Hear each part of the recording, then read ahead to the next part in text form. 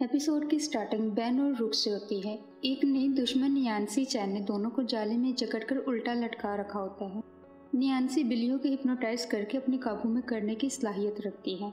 रुक खुद को और बेन को आज़ाद करवाता है। बेन नियांसी के शेरों से लड़ता है जबकि रुक नियांसी को काबू में करता है। बेन 4 शेरों से लड़ने के लिए हपचक में ट्रांसफॉर्म होता है। बेन उन चारों को निगल जाता है और फिर वापस थूक देता है। रुक नियांसी को पकड़ लेता है। कुछ देर में प्लम्बर्स आते हैं और नियांसी को अरेस्ट करके ले जाते हैं। रुक बेन को कहता है 4 टाइगर एक साथ निगल जाना अच्छी बात नहीं होती। उसी वक्त बेन के पेट में गड़बड़ होने लगती है और वो नॉर्मल हो जाता है। बेन रुक को चलने को कहता है। दोनों प्रोटो ट्रक में बैठकर स्पेस की तरफ निकल जाते हैं। उनकी मंजिल अपचक का होम ग्राउंड पेप्टोस 11 होती है। रुक अपचक के मुतालिक बेन को कुछ इन्फॉर्मेशन देता है। वो कहता है पेप्टोस 11 पर अपचक की 2 स्पीशीज रहती हैं, एक मर्क्स और दूसरी पर्क्स। अपचक की इन स्पीशीज का नाम गुरमांड्स होता है। रुक मजीद कहता है कि तमाम गुरमांड्स के पेट का लिंक इंटरडायमेंशनल के साथ जुड़ा होता है और जो गुरमांड्स खाते हैं वो सब उसी डायमेंशनल में जाता है। इतने में कुछ इनकार्शियंस इन पर हमला करने लगते हैं। बेन बिग चिल की फॉर्म में आकर सब इनकार्शियंस के जहाज तबाह कर देता है।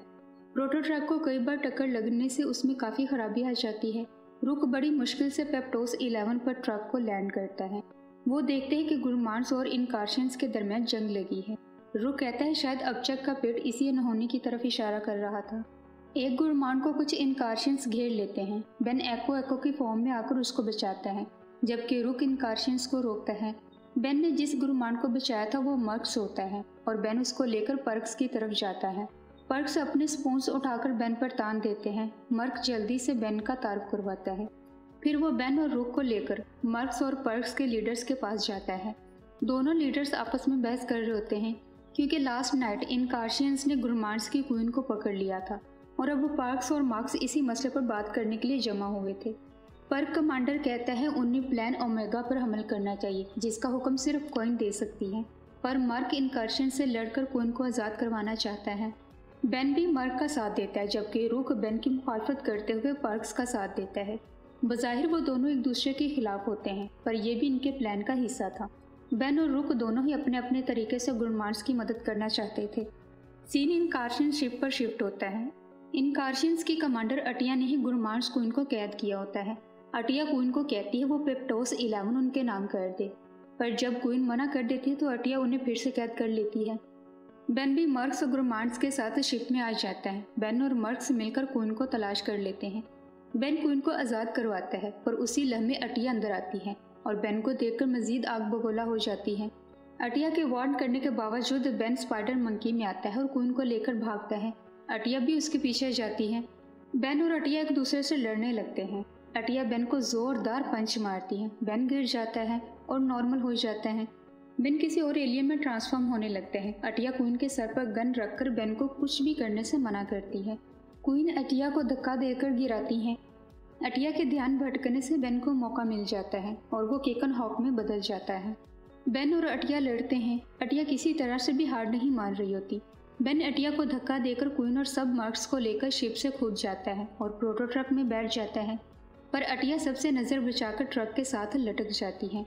सीन रुक और पर्क्स गुरमांड्स पर शिफ्ट होता है। वो सब मिलकर पेप्टोस 11 पर मौजूद इनकार्शियंस से लड़ते हैं। इनकार्शियंस के बहुत बड़े बड़े टैंक और मशीनें पेप्टोस 11 को तबाह करने में लगी होती हैं। रुक इस सारी सूरत हाल को कंट्रोल नहीं कर पा रहा होता। इतने में बेन भी प्रोटो ट्रक के साथ आ जाता है।